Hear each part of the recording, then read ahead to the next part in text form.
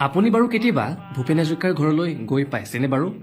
ভূপেন হাজৰিকাই ব্যৱহাৰ কৰা সেই বস্তুসমূহ, ভূপেন হাজৰিকাই ব্যৱহাৰ কৰা সেই বিচনাখন বা আন আন বস্তুসমূহ কেতিয়াবা দেখি পাইছেনে বাৰু?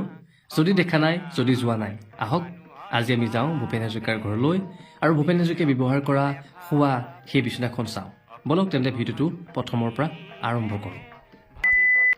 আৰু ৰাতিৰ ভাগত আপোনালোক দেখুৱাইছোঁ ভূপেন হাজৰিকাৰ ঘৰখনৰ আগফালত এনেকৈ চাকি বন্তি জ্বলোৱা হৈছে আৰু এইখনেই হৈছে ডক্টৰ ভূপেন হাজৰিকাৰ সেই বাসগৃহটো আৰু ইয়াৰ ভিতৰতেই ডক্টৰ ভূপেন হাজৰিকা আছিলে। আৰু বলক আমি চাওঁগৈ ডক্টৰ ভূপেন হাজৰিকাৰ সেই বাসগৃহটো, তাৰ সমান্তৰালকৈ ভূপেন হাজৰিকাইটো ক'ত শুইছিলে সেই সকলো দেখুৱাম। ভূপেন হাজৰিকাবিহীন 12টা বছৰ।